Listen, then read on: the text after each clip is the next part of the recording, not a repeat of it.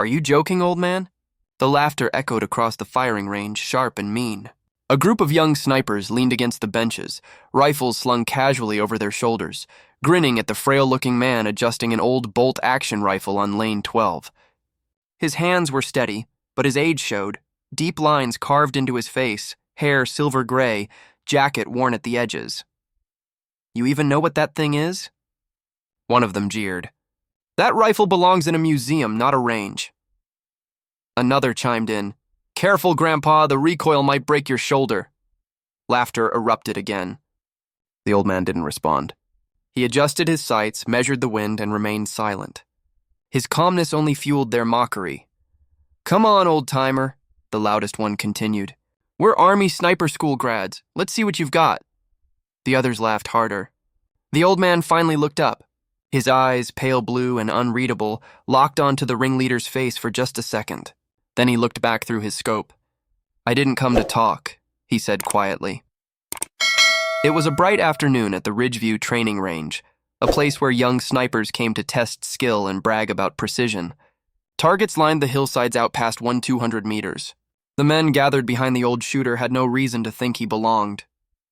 He didn't wear tactical gear, no patches or brand-name optics, just a faded jacket and a simple cap with the brim frayed from sun.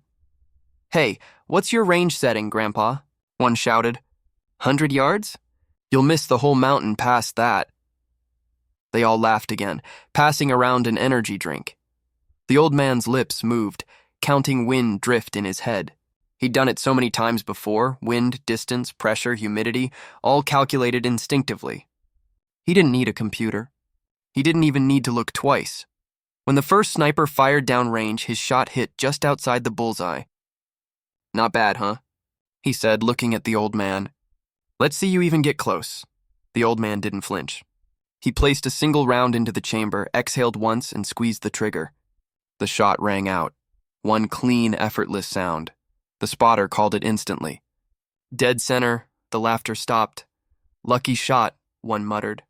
Do it again. The old man reloaded without a word. The second shot tore through the exact same hole. Then a third. All within a single ragged hole at 1,000 meters.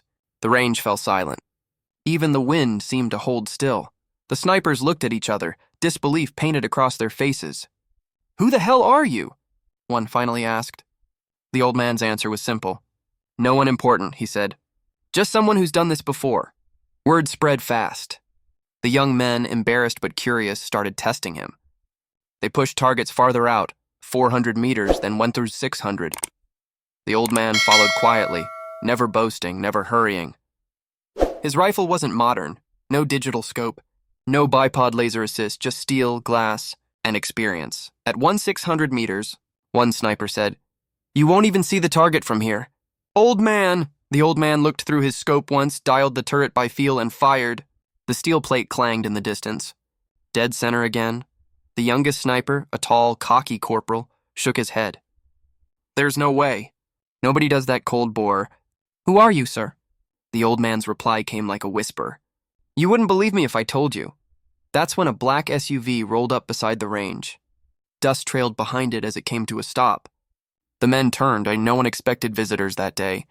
Two figures stepped out, both in plain clothes, but their bearing was unmistakable, Delta Force operators. Their eyes scanned the lanes, landing immediately on the old man at lane 12. Range hot? One of them called. Cole, the range officer, stepped forward nervously. Yes, sir. But we didn't know you had authorization to... We do now, the taller one said flatly. His gaze shifted to the old man. We're here for him. The snipers froze. The Delta operator walked over and extended a gloved hand. Sir, he said, voice firm but respectful, it's been a long time.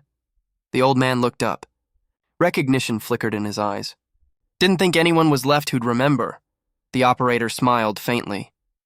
You're a legend, sir. Our commander wanted me to find you. Why? Because we found your name on a ballistic report, Operation Black Wind. No one could make that shot. Except you. The snipers around them looked stunned. Wait, one whispered. Operation Black Wind? That's classified. The Delta operator nodded slowly. It was, until last month, when they declassified parts of it. The shot that ended it, a 2,300-meter engagement, is still studied in our training division.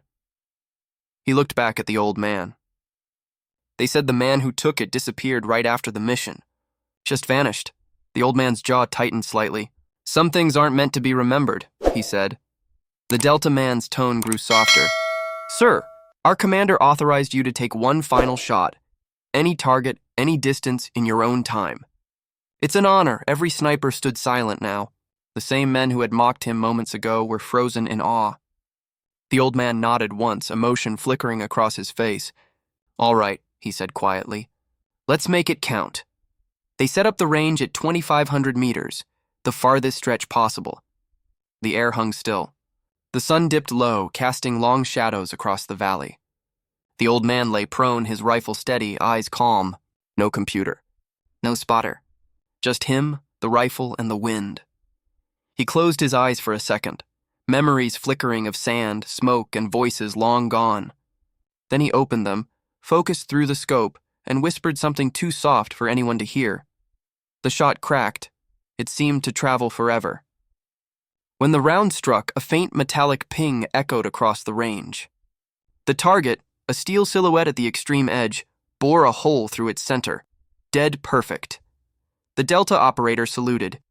The snipers behind him followed instinctively, their earlier pride replaced by reverence. The old man stood slowly, his knees stiff but his hands steady. The operator stepped forward again. Sir, permission to report this shot under your name? The old man shook his head. No, just say it was done by a friend. He picked up his rifle case, slung it over his shoulder, and started walking toward the exit. The young snipers parted silently to make way. No one dared speak. At the edge of the lot, the Delta operator called out, Sir, what was your rank? The old man paused, turned his head slightly, and said, Major, 1st Special Forces Operational Detachment, Delta. Then he smiled faintly. Retired a long time ago. He walked into the golden sunset, leaving behind silence, awe, and a row of humbled snipers staring at the target that would be talked about for years. No one laughed that day. Not again.